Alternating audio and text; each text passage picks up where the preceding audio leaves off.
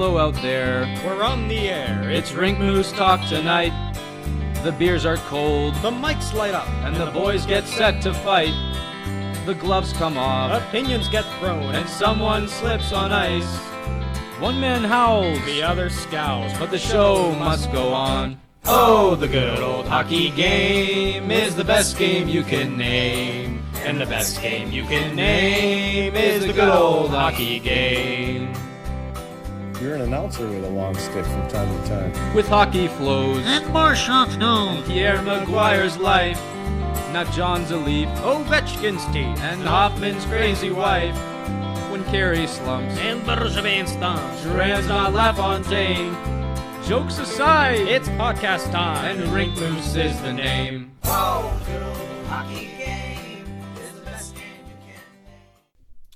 Greetings and salutations, and welcome to the first ever episode 23 of the Rink Moose Hockey Podcast. A weekly episodic podcast where two good friends sit down and talk all things hockey and their implications in the fantasy hockey universe. I am one of your hosts, Nick Costu, and today I am proud to be joined by someone who might be a little skittish and scared tonight on this chilly Friday evening. Kyle Nice. Kyle, how are you doing today? I'm fine, Nick, but why would I be skittish and scared? Because tonight your favorite Montreal Canadiens are visiting basically like the birthplace of Satan tonight. What? You know where that is? No? Columbus, Ohio. Why is that the birthplace of Satan? Every Habs fan should be scared, devilishly scared of Columbus, Ohio. Who is Satan in this context? Well, I'm not saying there's a Satan. I'm just saying like it's like hell, man. They're It's good bad. team. They're a good team. No, it's just the history the Habs have there. Really? And you know what I'm alluding to, right? Hold on. Let me think. Is it something recent? Just to brief the audience on a little tale about a season or two ago, I was fighting for a week in fantasy. I needed to make an executive decision, a spot start on a Friday night, Oh my god. and I this felt is pretty deep. good about a certain goalie, Oh my god. Al Montoya, Oh against no. in Columbus on a Friday night with the college kids going crazy in Columbus, Ohio, and the cannon rocking. I spot started Al Montoya of the Montreal Canadiens in Columbus, and I got shredded. Wow.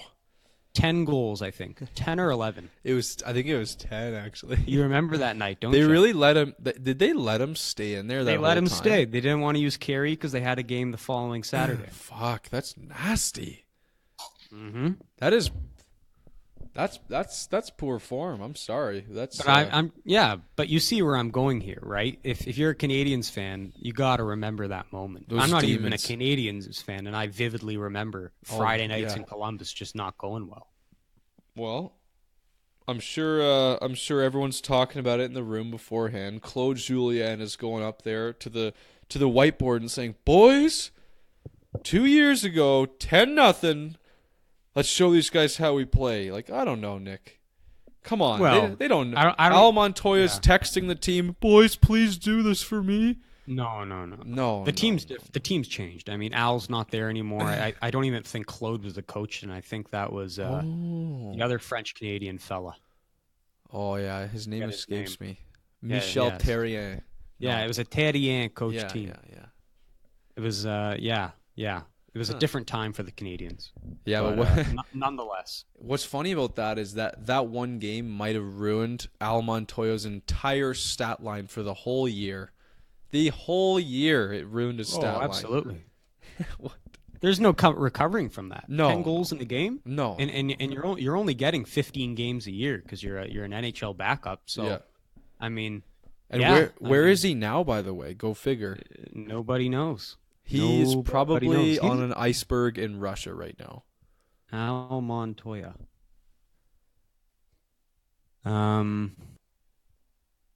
Yeah, I mean, can't even see where he's playing right now. Could be with Vesa Toskala Oh, fuck. and all those other backups. And Justin Pogge. Yeah. He Wherever played that for he is. Edmonton last year, but I remember that. Yeah. Anything new from Pierre these days, Nick? Whoa. I'll admit I have not listened too much to him right now of late, but I he has been saying quite a bit about your boy Pierre-Luc Dubois of late.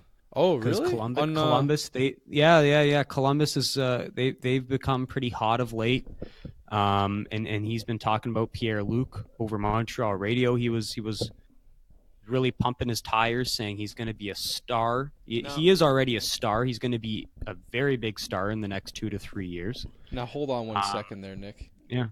It's funny you should mention that because the one Pierre Maguire clip I heard all week, it was on Montreal radio, and he was talking about Columbus. And wouldn't you know it, he's like, yeah, that top line in Columbus, Cam Atkinson, or Temi Panarin,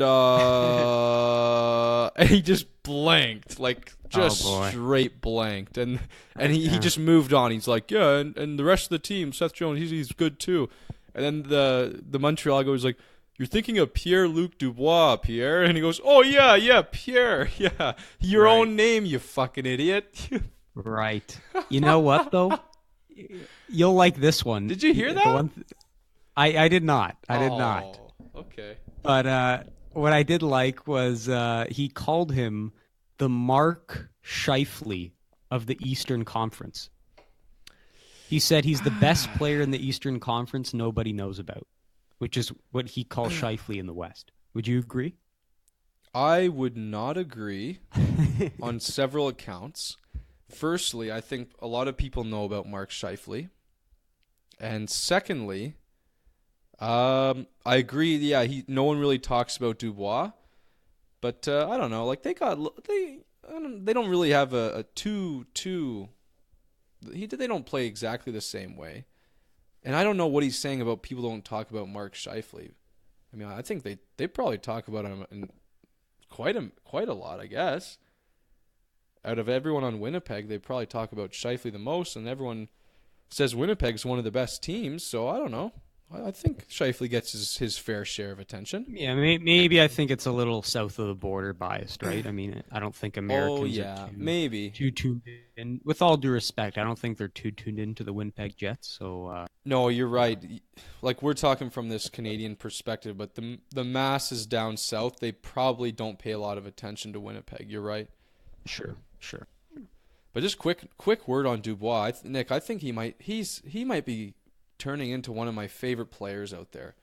Like, is the guy not just so solid all around in his game? Like, he can seemingly do everything. And it's funny because I want to make this point is that when I saw him play at the World Juniors, and this is after he was drafted, so this is like the 2017 World Juniors, he was bad, Nick. He was a bad player in that tournament. Like, he got outshined by so many other players. He had a decent role, but he looked out of place. And now look where he is. It's crazy. It just goes to show that tournament doesn't mean everything. And man, this guy, I love this guy, man. He's like, to me, he's more like a Jamie Benn that plays center. You know what I mean?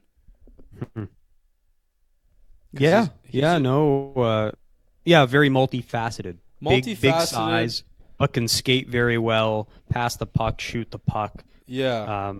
Very all-around talent. But he doesn't have that mean streak, though.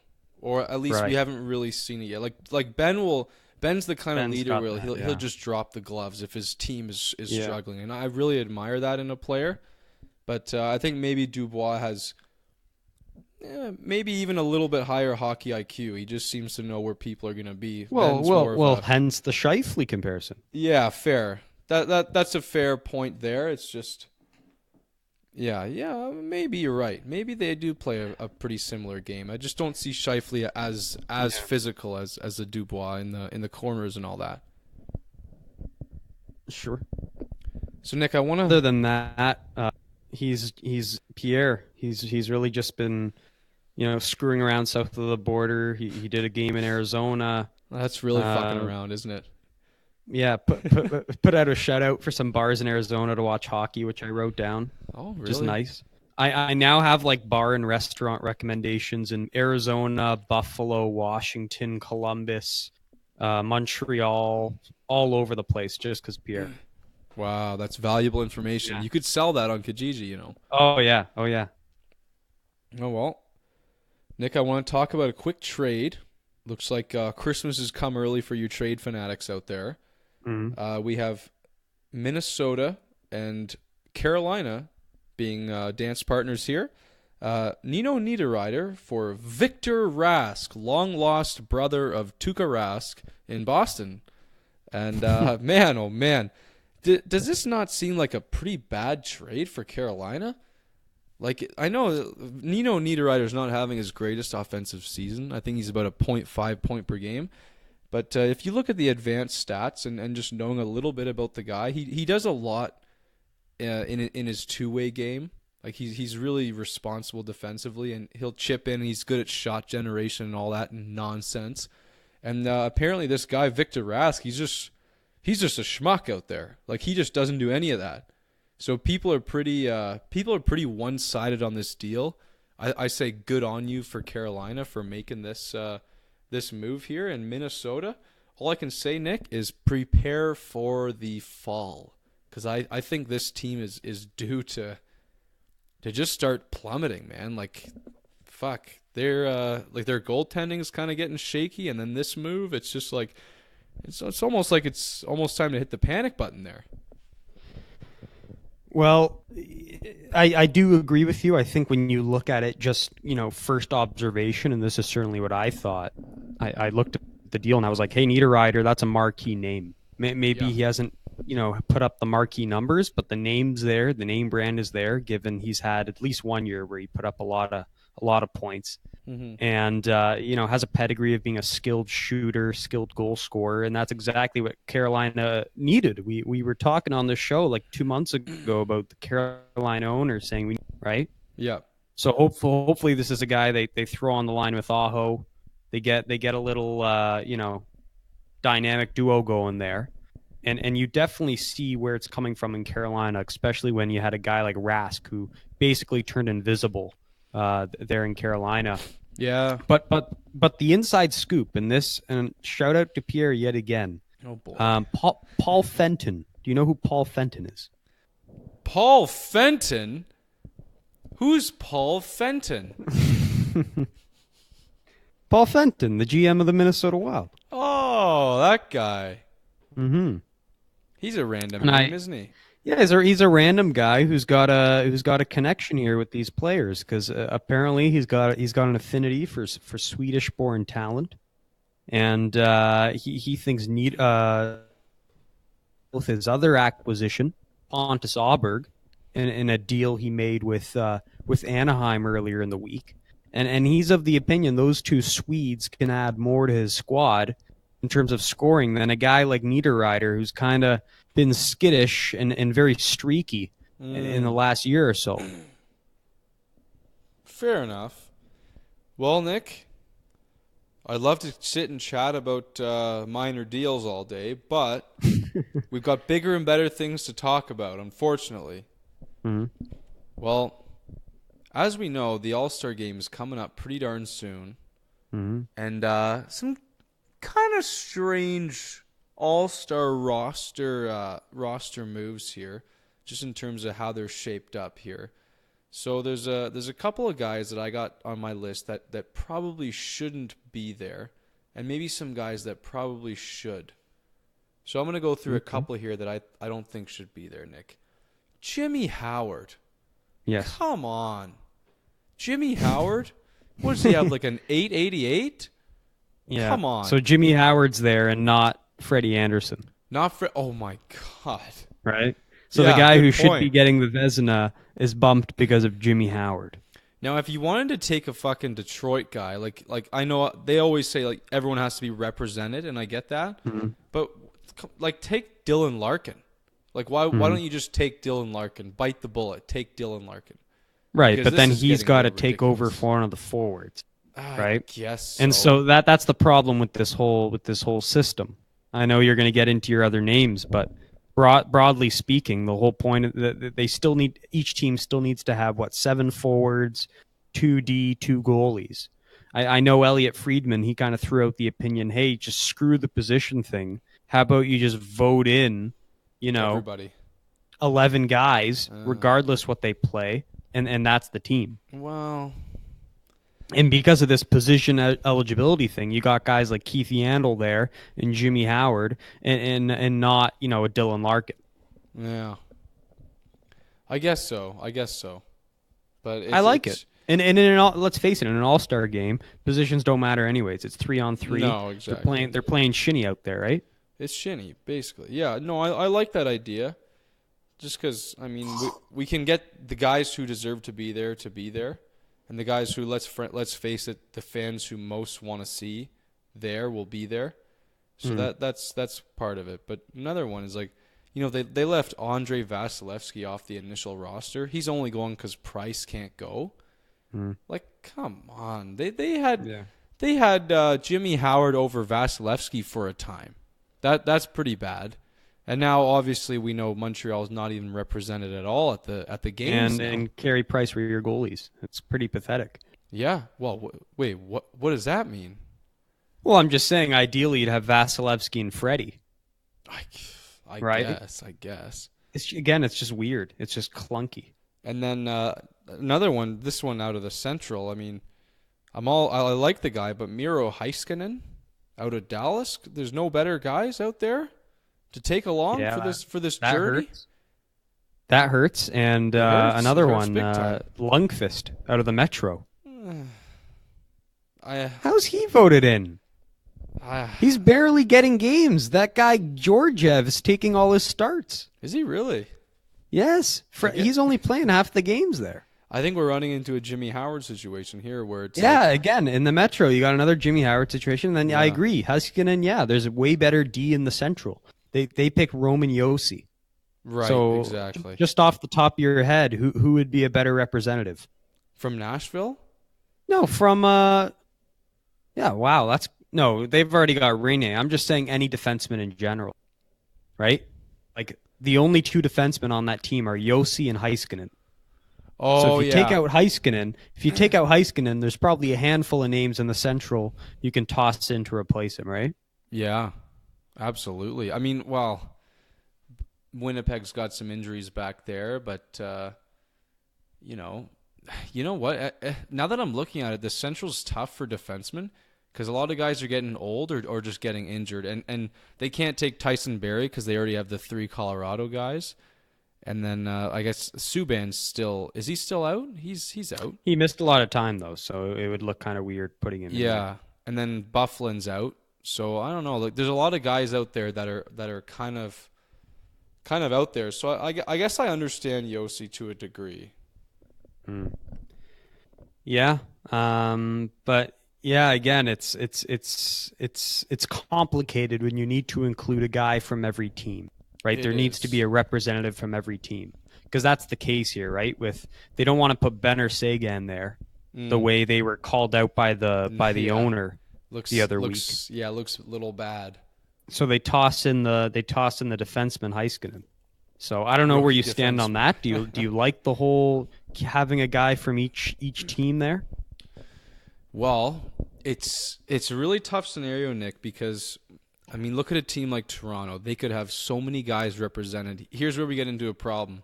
You have a market like Toronto who's probably going to get a lot of the voters. So if the Toronto voters take over and they just start going, oh, Tavares, Marner, Nylander, Matthews, Riley, Freddie, like, you can't just have all those Toronto guys. Like, I kind of understand where they're coming from in that standpoint. So, I mean, I get it. And I think this is probably the way it works most. I agree. But at the end of the day, like, you got some serious talent staying at home, which is a.k.a. Braden Point, Morgan Riley, Mitch Marner.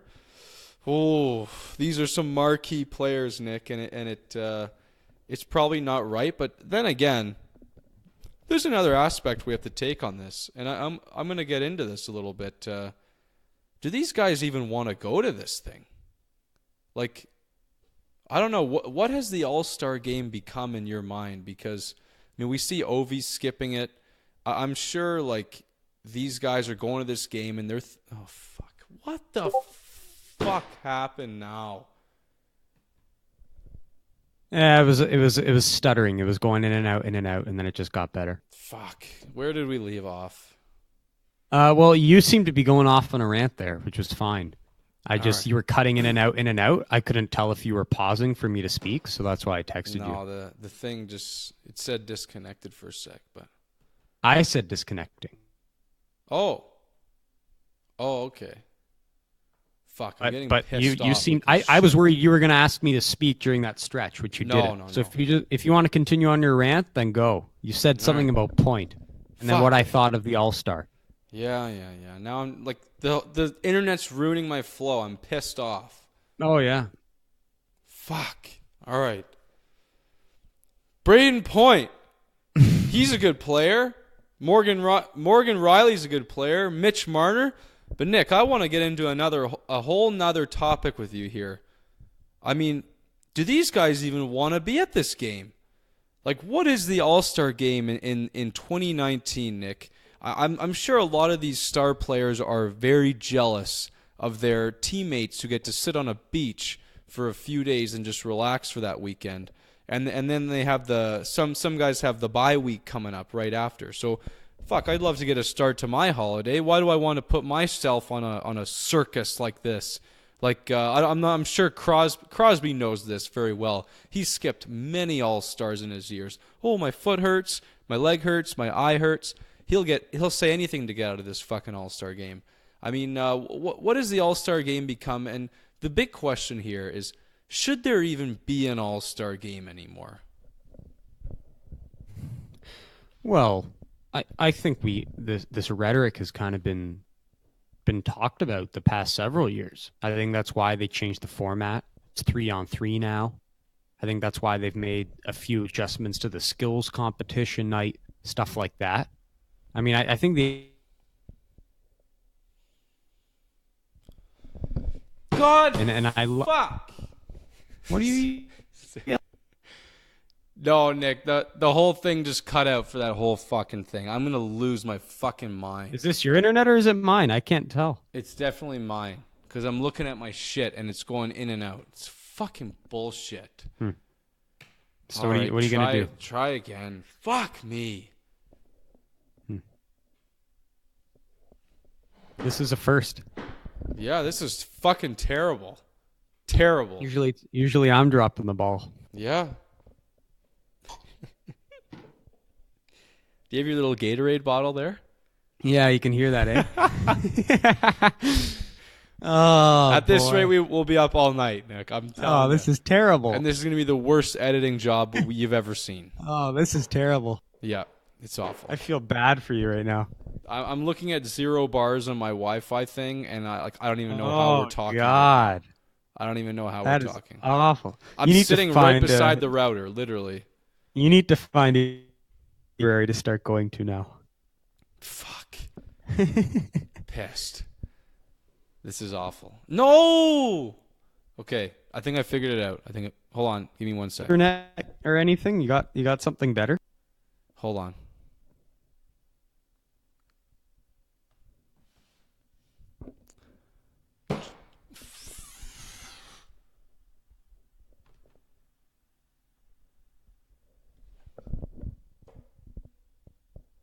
Hello? Yep. Fucking Christ. All right, let's see if this works. I think it should be good now. Okay. All right. So the last thing I said was... What do I think of the All-Star game? Yeah.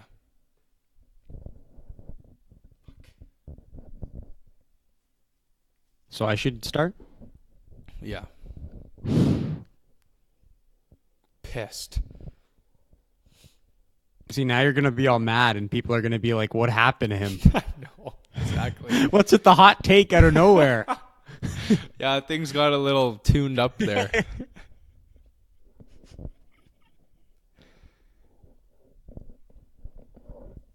Well, no, I'll tell you what, Kyle. I think the rhetoric has been out there about what to do with this weekend. It's kind of been a fiasco the last several years, and I think that's why the NHL's been working to kind of change the format.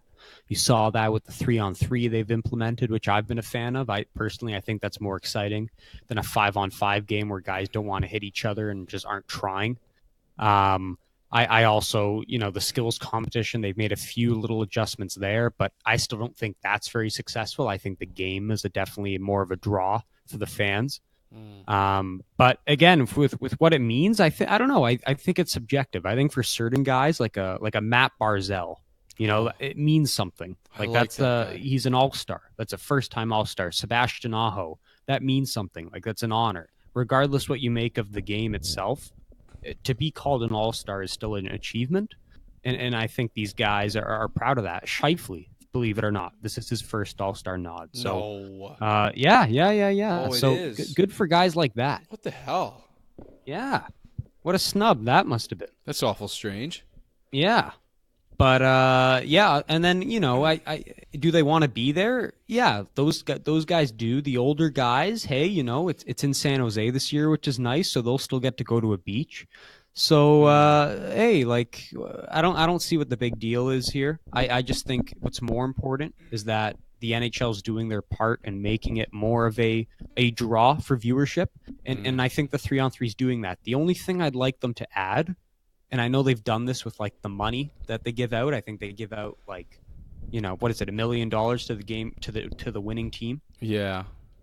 Yeah. Instead of that, I'd like the winner to get home ice in the Stanley Cup final. How would that work? Like West versus East, you mean? Yeah. So if it's a West or an East team, they get home ice, and it's guaranteed to be a East versus West team because that's the way the bracket works there in that little mini 3-on-3 tournament they do. So the winner of that game gets home ice in the Stanley Cup final. So there's and that's actually something, some real and that's something they implemented in baseball. It's worked great. Baseball All-Star games, I maintain, are the best All-Star games of any sport, period. And a big reason of that is there's more of a player incentive to actually go play for your team, try, and win the game. Wow. Home ice, yeah. You like that? That could be, yeah. I mean, that's, as long as, I mean, it works as long as your team has maybe, you think, a shot to get there. But, I'm sure if that's the case, they're going to be saying, give it a little bit more effort than you usually would, for sure. I think that's an interesting idea, Nick. That's pretty good. Mm-hmm. So yeah, I like that. Keep the money portion, but because that counts for something. But yeah, add the home ice thing, and I think you'll see guys going a little harder because as much as we love 3-on-3, the guys still aren't going real hard. I mean, let's face it. There's a lot of just odd man rushes, guys falling for no reason. No real poke checks, no kind of hits at all. Yeah, the 3-on-3 is pretty good. The cringiest thing for me is that shootout challenge. You know what I'm talking about? Where guys it's just the regular shootout one where guys just come down and you just see guys just shooting. Like, like what the fuck are you doing? I think I saw last year, and I think the only guy who was trying shit was like Subban or maybe Burns. All the rest of the guys were just firing wrist shots from the circles. I'm like, come on. You got to be kidding me. Now that's just a little bit silly here. You're not even trying. Now, do they still do the skill breakaway though, where they get to pull off a move? Oh, I'm sure they will. They will. Okay. And you saw that funny Jeff Skinner highlight there with him at practice with doing the ballerina spin. Yeah. Oh, I hope we see something like that. But and I do like the fastest skater. That's a fun one. Sure. But I would like if the guys actually lined up together at the same time and actually like raced each other, so they could slash each other. Exactly. And instead of just like starting them at opposite ends of the ice where it's a little like. Yeah, you can't really see them. That's just me. Yeah, no, I get that. Now, some guy on Twitter, I forget who it was, but it was like one of the big sports guys. He suggested this. Now, this is kind of out there. Now, mind you, but I didn't mind it. He said, during the World Juniors, the NHL stops play. This allows the best-on-best tournament, and players get their rest period, and the NHL doesn't have to compete for viewership, and no All-Star game. So cut the All-Star game, cut the NHL while the juniors are on, make it a best-on-best, and then that's your bye week or week or two, and then just go from there. And this was gaining some traction, believe it or not, on Twitter. But I mean, we have to kind of remember here, and this is just the devil's advocate, is a big reason why they do the All-Star game is to gain fans that aren't yet hockey fans, is to attract people to the sport in any way possible. So I think this plan has a lot of holes. I just thought it was an interesting concept. Yeah, no, that there's merit to that. Again, I don't know. Again, with the whole competing for viewership thing, maybe that's a thing in Canada. I don't know if in the States Americans are as tuned into the World Juniors. Maybe they want to keep watching their NHL. Yeah. So I don't know how much of that plays into that. Also with Europe, I don't know how much of those European markets are tuning into the World Juniors. So I can't speak for everyone. I can only speak for Canada there. I definitely think there's merit from that standpoint. Yeah, I mean, for us Canadians, it's very difficult to keep up with what's going on both in the World Juniors and the NHL. So I definitely see the merit of that opinion from a Canadian standpoint. I just don't know how much it, transcends into how Europeans or Americans feel about the whole viewership competing thing between the World Juniors and the NHL. Now, Nick, speaking of hatred, the Leafs fans hate Jake Gardiner. This is sad, Nick. Jake Gardiner, he's a nice guy, isn't he? He seems like a good guy. So he's been wearing the goat horns for quite a long time now. I mean, it's been a few years since people have pegged him the mistake maker of the Toronto Maple Leafs blue line. And we're talking about one play in particular here. At least this is what draws my mind away from the crowd, is that piss poor effort against Colorado, where what's his name, Carl Soderberg or whoever it was, comes down on him and just simply outmuscles Jake Gardiner for the puck right in front of the net, and scores a goal.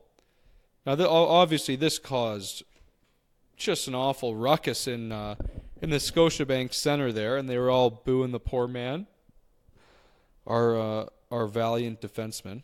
But Nick, I still think Jake Gardiner is a valuable defenseman for the team and is going to be very hard to replace when he does leave.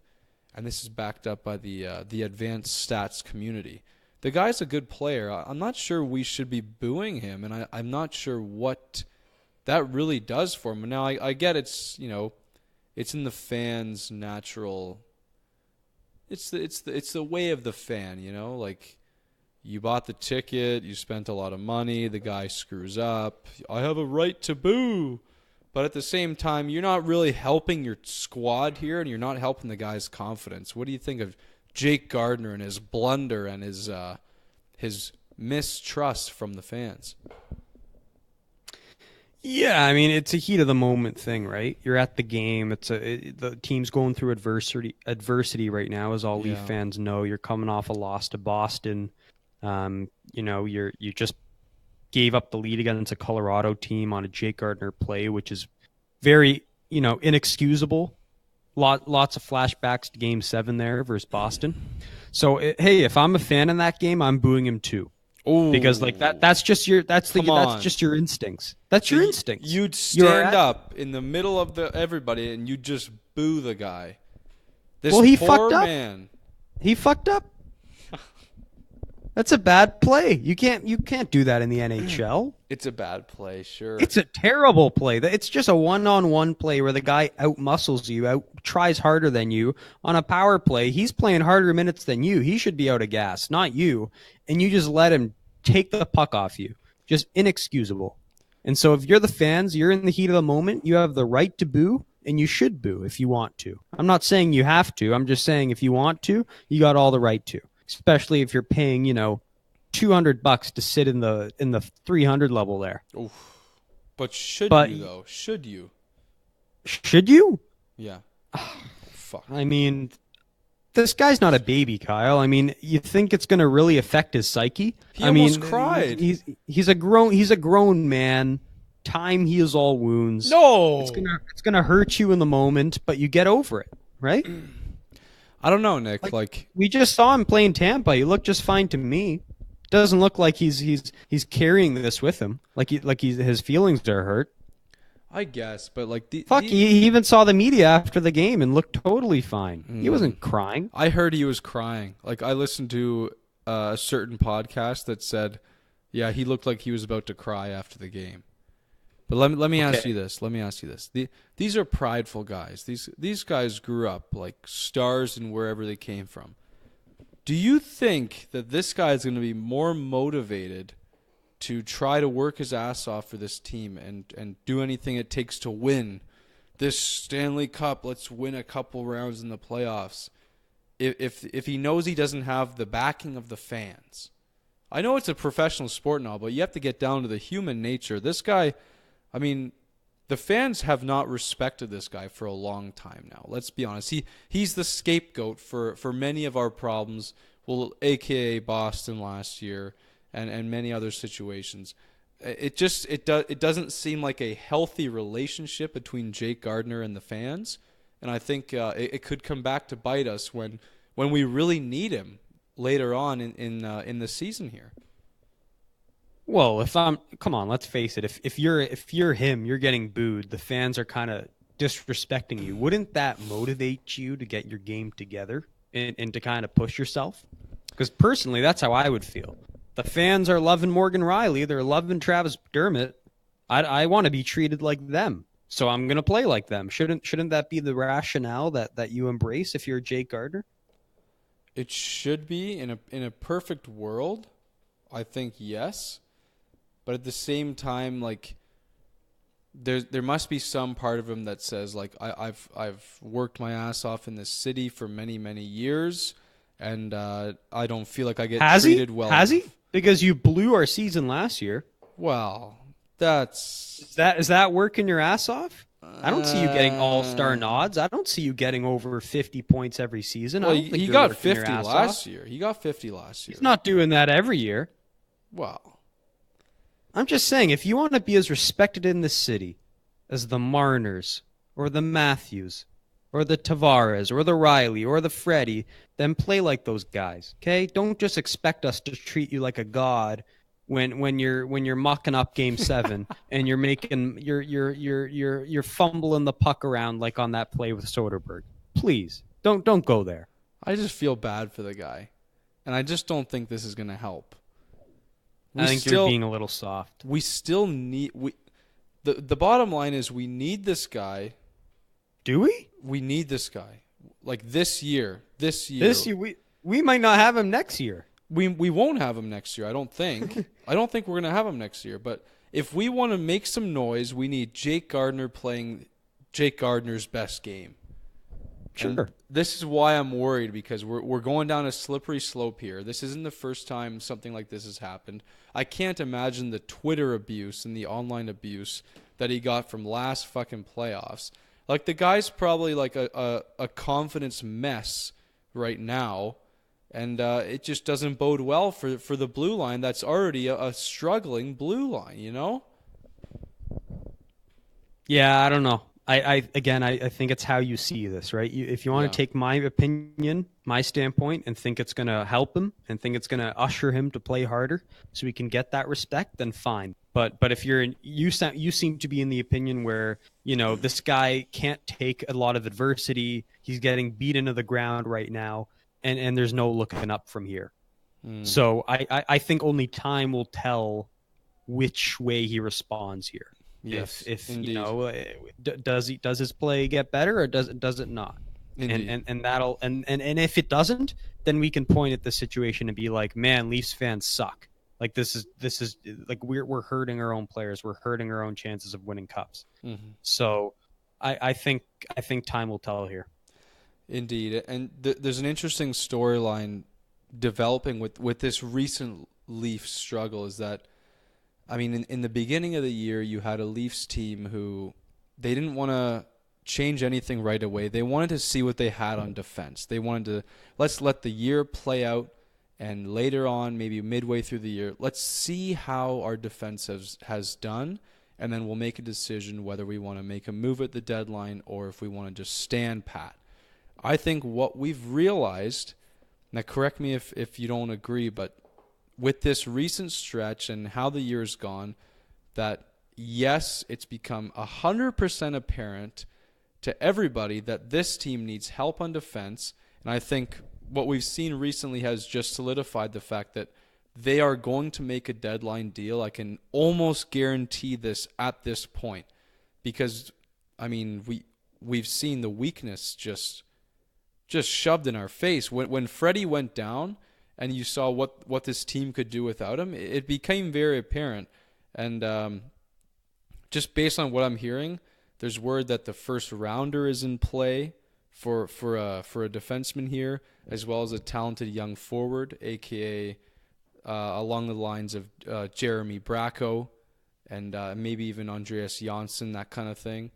But yeah, I just think that after all we've seen, there's a deal coming, Nick, and it just, I hope they get it right, and I don't know who's coming, but it's going to be interesting the next 6 weeks because the trade deadline is coming up quick. I think the February 25th. The Leafs will add a new defenseman. I'm calling it right now. Yeah, and I don't think that's too bold a statement. I mean, I think you have to. Dubas for too long has just sat down and said his defense is good enough. Yeah. Where clearly that's been wrong, and it has not been the case come April and when it really matters. And I think finally, with that first round leak coming out, the Leafs, they're often not very transparent about what they're willing to trade away and what's on the market. But in this case, with the Leafs of all teams letting this leak, I think it says a lot about how committed Dubas is to making a deal here, even if it has to come at the expense of a first rounder or a marquee young talent like a Janssen or a Kapanen. Yeah. So, yeah, I agree with you. It's going to happen. It's just a matter of who it is. And if you ask me, this is the big moment for Kyle Dubas. We Yes. talked about it in the Nylander deal, Yes. where either of us could have done that negotiation. So far, Dubas has not proved anything in my mind. Come on, he This got will- Tavares. He got Tavares. Come on, that's something. That's something. I guess. Come But on. still, this will be big. This will be a defining moment in his legacy when you look back huge. at the legacy of Kyle Dubas with the Leafs. This defenseman he gets, what he has to give up, how he does in the playoffs, it's going to be critical. And there's a lot of places you can go with kind of hypothesizing who you think they're going to acquire. Almost so much so it's very hard to go down that road in a negotiation. Yeah. So I'm kind of just sitting back, letting the kid do his work and see what he comes up with. It's becoming pretty apparent, Nick. They're gonna make a run this year. Like this is a year to do it because of all the cap stuff. So Yeah, the expiring contracts, and I think almost certainly with Gardner there, Kapanen there, Yeah. those guys, they might not be there a long time. So I'd agree. I'm getting fired up, Nick. As the weeks press on, it's going to be more and more interesting. And a team I keep hearing out on the rumor mill is L.A. Like, don't they just make such a good dance partner with Toronto? They got some good names out there. I think LA's a good one. We've talked about Muzzin and already and Alec Martinez. But I also like Vancouver. I think that's a good trade partner. I think an Edler would be nice. Sure. Or that other defenseman they've got out there. It depends where Vancouver name is in the escapes me, yeah. standings later on. I mean, Right. if they're right, sniffing around, I don't know if they part with an Edler, but it's very if they plummet, very very possible. I could totally see him it. or like a Tanev, or Sure. both. Sure. Wouldn't Yeah. that be something? Anyone that could fit into a top four role here, like On the right side. On the right side. Yes, particularly, yeah. But to me personally, I'm looking at Muzzin. I'd love a Muzzin, Nick. I'd love a Muzzin. So you're I sold know now. you would as well. I know. Well, you I as well. had to sell him on you. Yes, yes. But I heard his name in the past couple days, and it just seems like a very intriguing fit here. And I'd be willing to go with a first rounder and a Jeremy Bracco for a Jake Muzzin. And I think it makes sense for LA. Like that's a first rounder. Yeah, I mean, and that's a decent that's a good prospect. Like not a superstar prospect, but a good prospect. Yeah, I mean, they don't have too many prospects left in that pool because the reality is a lot of them are in the NHL now. Mm-hmm. But I think it's fair to say the Marlies of the last few years here, they've had their success. They've won their Calder Cups, and I think it's about time they kind of pass the torch here, and let the Leafs have their success, whether it be by letting guys play in the NHL like happened in Janssen, or by letting their talent be traded away to other markets so that we can get current NHL talent that can help us in these playoff runs. Because there's going to, regardless how you see it, the next 4 to 5 years, this is the window. So if there's a time to make a run, it's right now. Boy, oh boy. Now, Nick, there's a pretty cool game on the other night. Tampa Bay, Toronto. Clash of the Titans, version 2. I think version 2. Now, this was quite the game. And I'll be honest, I only caught the last period or so, but it became super apparent, and that was pretty much the climax of the game. That last 5 minutes, it was unbelievable. What I saw was Freddie Anderson. As soon as it was 3-2, Freddie Anderson basically put on his cape and his tight suit, and he was just like, I'm just gonna steal this game. He was unbelievable. And let me say this about Tampa Bay. The way they play their 6-on-5 with the goalie pulled is like almost the best I've ever seen. Because usually 6-on-5s are a little bit messy. It's almost like maybe they don't practice this enough. But it looked unbelievable. You had Hedman at the top, and you had Trigger Stamkos on the left and Trigger Kucherov on the right. And they're just firing. It was they were just firing left, right, and center, Nick. I was like, something's going in here. And then that stupid empty net goal kind of ruined everything. Yeah. It just deflated the whole game. But what are you gonna do, right? It is what it is. Toronto won the game and all that. But man, that was a electric finish, and I was so impressed with what the movement that Tampa Bay had on that 6-on-5. Like, man, oh man, those three at the top umbrella portion, they looked amazing there. Well, and not to mention you got Point doing the hard work, getting in the corners, retrieving the pucks, holding off players. There was that one play, even Kucherov, where he lifted, I think it was Hyman's stick to recover the puck and kept the puck in the zone. Unbelievable. Like little plays like that. It was remarkable. Unbelievable. But again, I think it almost got a little too predictable. I think in that whole kind of last 3 minutes of the game sequence, I think Stamkos must have had like 5 shots from that left circle there. And Freddie was just there every single time. Yeah. So he was reading it very well. Yeah. As good as the puck movement was and the way they were able to spread the puck around, it got a little predictable. And I think that's why Freddie was on his game. But yeah, I mean, shitty that it ended that way. Because, Tampa, them being them are just going to go, oh, well, they didn't win fairly. Controversy at the end of the game. Yeah. So as much as the season series is 1-1 now with 2 to go, Tampa's going to look back at that one. And to me, it doesn't sound like they're giving the Leafs too much credit.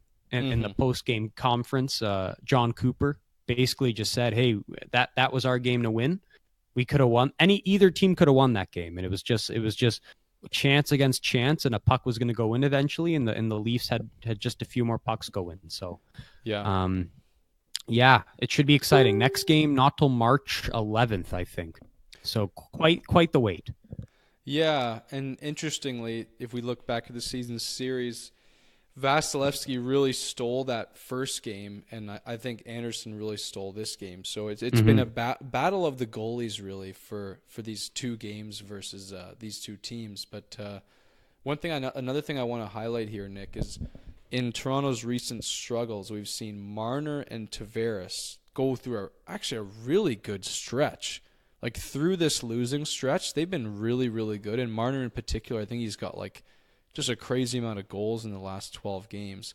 My question to you, Nick, is what is up with Austin Matthews? I know he's had, I think it's about 10 games now without a goal, and I've heard some, murmurs on the radio and such. Is this possibly the shoulder nagging him a little bit, or is it just a natural snake bitten? Is it something to do with Nylander coming back and maybe he's looking for Nylander too much? What's going on with this guy?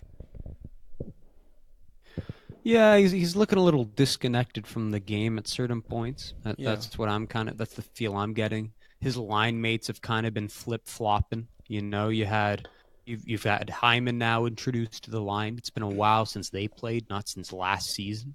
So that's something to get adjusted to. Willie's been on and off that line, so it's either been him or Kapanen. He's been taken off the first PP, so you can't forget about that. No. A number of factors. I mean, who's to say which factor it is? There's so many ways you can read into this. But if you're asking if I'm concerned, absolutely not. I mean, this guy's shown he's a stud. The second he can be streaky. The second he scores one, because he's going to score one eventually, could be tonight in Florida. He just keeps scoring. So yeah. I'm not too concerned. It's not like it was like Nylander struggles earlier where he's just not getting chances. I think he is getting chances. It's just a matter of that puck going in the net, and right now it's not happening. So, I mean, you saw that one play with Vasilevsky last night, right, where he straight up shot it at him. Yeah, it was such a hard shot. It went behind his glove, and Vasilevsky, being the octopus he is, just caught it somehow, right, behind him. Yeah. Guy's crazy. So, I mean, little things like that. I mean, great play, great shot, just some bad luck. So I'm not too concerned. But, one last thing on Tampa Leafs. Would you not agree that you'd like this matchup in the first round if you're the Leafs more than the Boston matchup? Nick. I know we've been debating this, Leaf fans, for the past couple years, but to me, it just looks like two teams with the same style. It's just a track meet. It's just chance against chance, speed against speed, and it's about a 50-50 chance, flip a coin. Whereas Boston, it's like they're in your head. I see both sides. I think Tampa's probably the better team out of the two, but again, Boston with the psychological factors, and they just don't match up well. But I don't know. I have to. My logical brain is telling me I'd rather face Boston because, I mean, Tampa Bay is just so deep and just so scary. They got a better goaltender. They're just a better team, Nick. I think Tampa Bay has been amazing for a couple of years now, and they haven't really gotten where they should get, which is the finals. And I think they're just hungry as they've ever been. And I'm worried. I'd be very, very worried about them. So I'm going to go, let's expel the demons from Boston this year. I mean, it can't go 3 losses in the last 10 years. Come on. I think this is the year. This is the year that Toronto finally gets by Boston. I'll take the Bruins. All right. I'm shocked to hear that, but yeah. If I'm the Leafs, I'm letting Montreal take them. You guys play 2-3. I'll take the wild card, and I'll take Tampa or Washington. Bring them on. Hey, well, let me give you a quick hypothetical here, Nick. Say for whatever godlike reason that Montreal or whoever does pass Toronto, okay, and Toronto's in the first wild card spot, and they face Washington. Is that better than either of Boston or Tampa Bay? Washington. I mean, you almost beat them a couple of years ago. You took them to 6 games. I think it's the best scenario. Well, yeah. I mean, I know they won the cup last year. We're literally talking against beating the defending champion. Yeah. But how often does a team win back to back? Right. Yeah. I mean, most likely the team's tired because they just played into late June, and I don't see them down to do that yet again. I think Ovi's kind of pleased with how things went, and he doesn't have the same hunger as last year. If I'm the Leafs, I'll happily take that matchup. But again, you don't know if you'll get it, because if you're in the second wild card, I mean, second wild card, you'll get the first Metro team, but there isn't much of a gap between being the second wild card or the first wild card, right? Fair. So you don't want to drop so down where you're playing Tampa, which you're concerned about. So Yes. you got to be wary. You got to be very wary. But Montreal, they're on a quite the heater lately. I mean, Which I wanted to ask you about them. They're one of the teams I wanted to touch on this week. The other week you said you'd given up on this team. I didn't show them any love. I did not. You didn't show them any love. You just No. shat on them. I said did. it was over. I did. And I did. and they've been on this incredible run here. What's yeah. going on in Montreal? Well, I can say this: Carey Price has been one of the best goalies in 2019, top 3 goalie in 2019, and I can't really say anything, but they're surprising me still. Like in the last couple of years, when I put my faith in them, they'd shit on me, but now, I mean, they're just proving me wrong right now. I mean, it just seems like there's been an injection of character into this team that I just haven't seen in a long time, Nick. Like, I didn't think, and they were having trouble scoring in quite recent, but not this week, but the previous week, and it just seems like they just find ways to win. And we saw Niemi with that really admirable performance the other day. And it's just like, man, I don't know what this team's capable of anymore, Nick. I can't even give you an expert opinion on this team because I don't know what's going on anymore. I'm fully serious. Like, obviously I want them to win and all, but I don't know what I'm going to get from one day to the next. But all I know is Carey Price is firing on all cylinders, and that is very, very good news for their chances of winning. And I can tell you that they're beating Columbus tonight. So Wow. I don't know, man. Like, they are bringing me over to their side, and give it if they give me one more week of very positive play, I will be on this Montreal train all the way to the playoffs. I'm almost ready to jump on and say yes, they can confidently make it, but I'm not sure I'm quite there yet. Yeah, no, I to me it makes sense. We talked about it last week. Did I like Islanders, Montreal, and the third team, which was Buffalo. And I told you I like Montreal and falling, yeah. Islanders. Yeah. And the reason I like Montreal is they're different this year. They got the Kotkaniemi kid, which kind of Oh, boy. solidifies the center depth. For That the goal first the time, other your day. centers look good. You got Domi, which changes things at the middle of the ice. The middle Yeah. of the ice problem has been solved with those two guys. And then not to mention the healthy Shea Weber, who's been great since his return. The healthy Carey Price, who is as good as his Hart Trophy season looks that way. Lately, since yeah. game one again, since that opener against Toronto, I said it. This looks like a new Price we haven't seen in quite some time. And if all those factors stay put and you avoid some major injuries here in the last 35 games, I don't see why this team doesn't make the playoffs. There's just too much character there, too much experience, well-coached team. I don't see them sliding. But Drouin's on this team. They can't win with Drouin. Come on, Nick. Well, they can't win with Drouin, but they can certainly get in the playoffs with the kid. Come on. I mean, they can Tampa win. got pretty far with the kid, didn't they? He was one of their best They got to players. a cup final. Yeah, he was one of their best players when they did go on their run. I'm telling you. you go. I mean, but fuck, he hasn't really he still hasn't impressed me much in the last couple of days, but still, I mean, man, that's exciting in Montreal. Man, oh man. I'm pretty fired up for that, Nick. And even those pundits like Pierre, they've been saying I was totally wrong about this team. Yeah. I was wrong to disrespect them. I did not have them in the playoffs, and now look where they are. Yeah. So it is quite the story. And hey, this might be the craziest thing when you're talking about the Montreal Canadiens, but Marc Bergevin might be GM of the year. I was just Might thinking be that. GM of the year. There's no GM, there's no GM that has turned his public opinion in such a way that he has. Like, people were saying bottom 3 GM not even 365 days ago. And now the way things have gone this year, he's looking like a fucking genius. The Domi thing, the Kotkaniemi draft, Nick Suzuki's turning out to be a good guy like the Pacioretty trade. Fuck, this guy has just nailed it. He's just nailed so many things in the last year that he's got to be up for that kind of debate. He's got to be.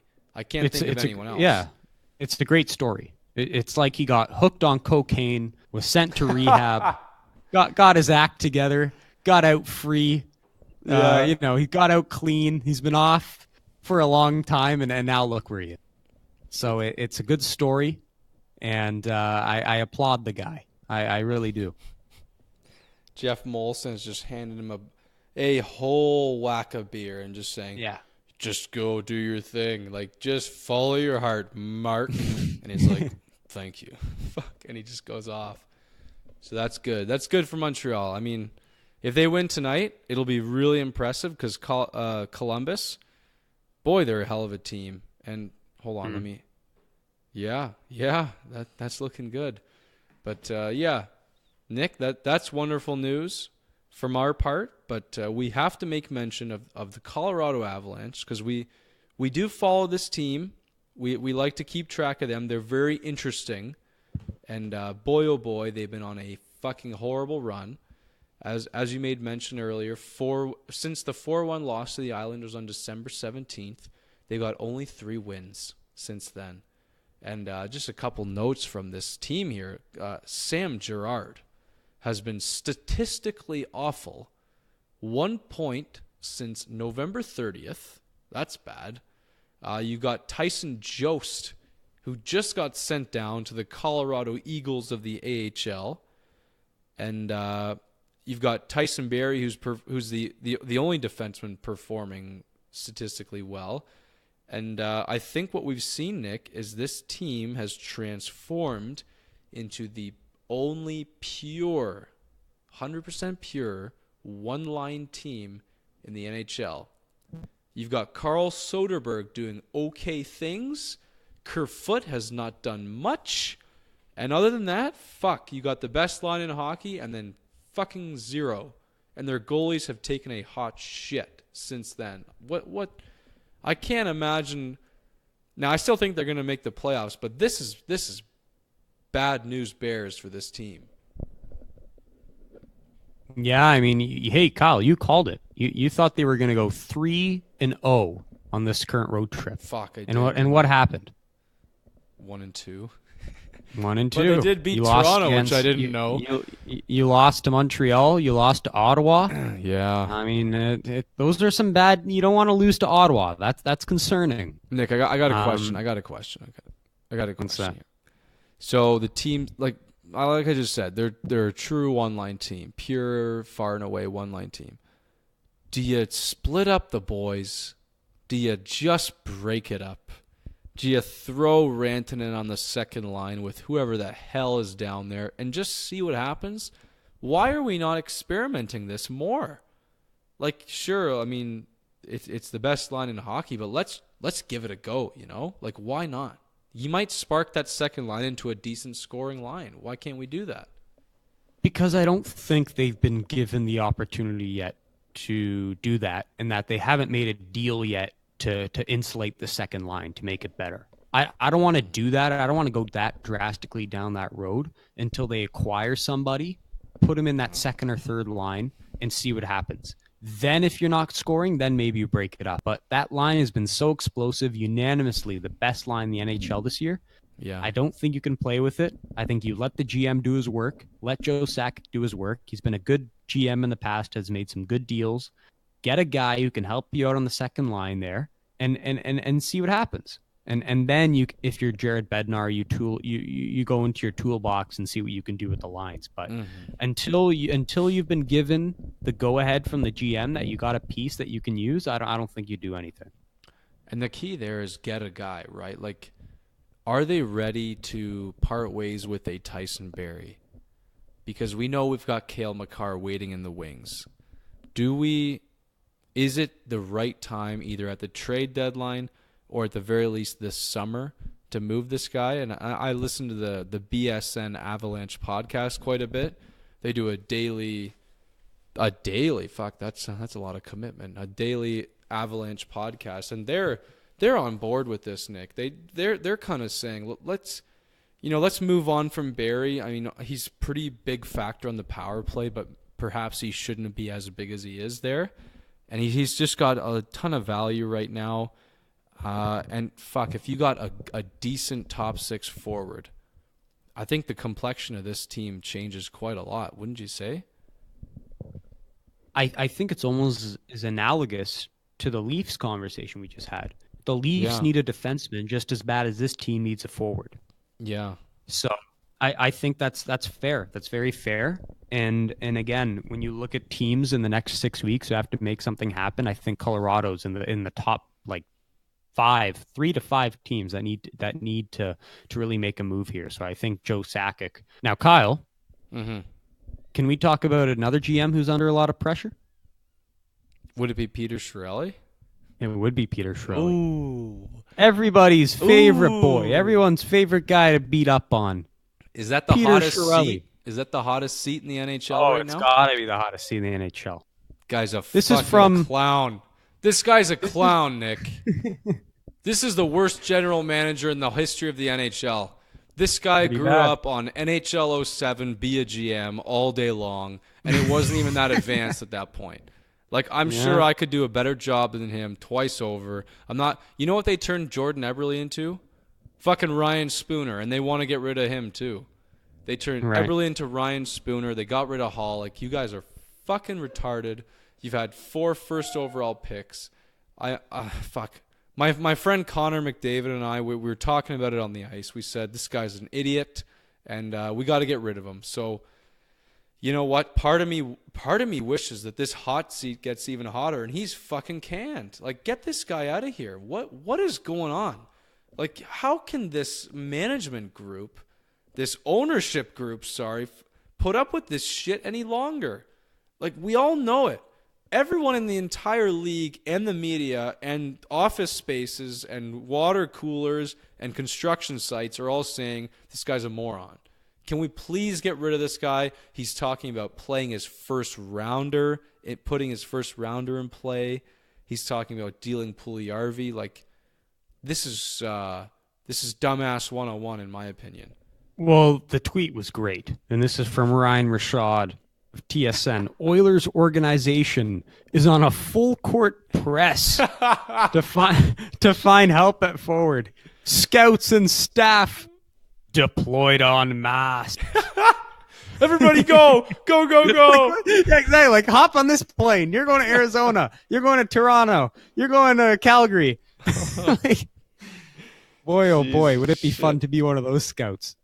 Oh my God! No, you know what, Nick? I don't think it would be fun. I think you'd be under so much pressure. Like he says, get to fucking New York right now and get back to me in a day. You're like, okay. And then what did you see? What did you see out there? Oh, Mika Zibanejad's okay. No, we can't afford him. You're fired. Like, fuck.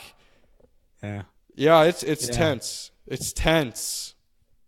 But again, they got to do something because Connor, you know, Connor's having his say. Your good buddy who you met at the rink, he's probably, pressing some buttons and saying, "I want a move done here because I signed long term and I want to have some playoff runs in this city."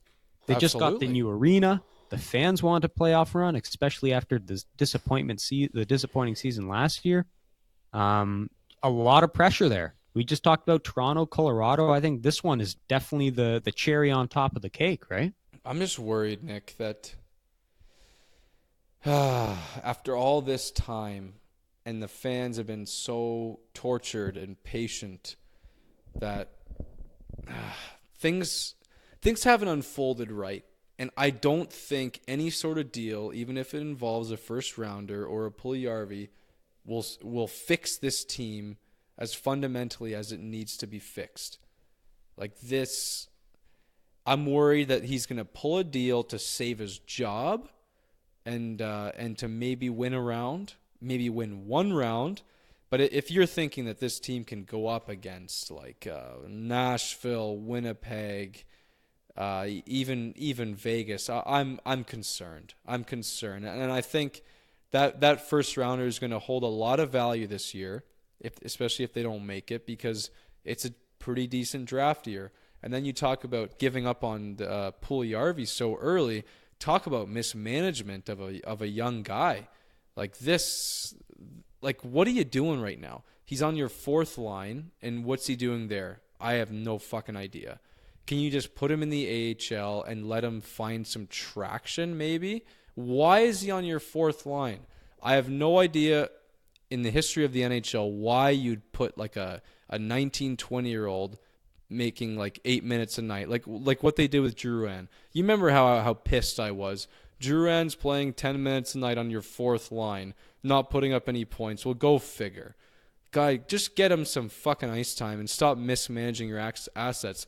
The funniest thing about this team is the thing they need the most, and they're wealthy at center. They're wealthy at center. They need wingers, like good wingers. And what do you know? It's the most obtainable commodity in the entire fucking NHL. And he still can't get that right. Like, how do you not get that right? Wingers are the easiest thing to find and develop in the entire history of the NHL, and he can't even get that. I don't get it. Yeah, very true. It's not like defense where, you had all those, or a centerman, or Right. where you had, GMs like Bergevin saying, "Hey, I can't get a center. It's just really hard to get a center." Yeah, But this guy, he's got the market open. It's a buyer's market if you're looking for a winger, and you're absolutely right. Has not been able to find the right pieces. He's got guys like that Indian guy, Kyra. And he's on the second line. He's playing with McDavid. Oh my Yeah, god! like it's ridiculous, and yeah, you're right. It's not good. Thank God for Chason.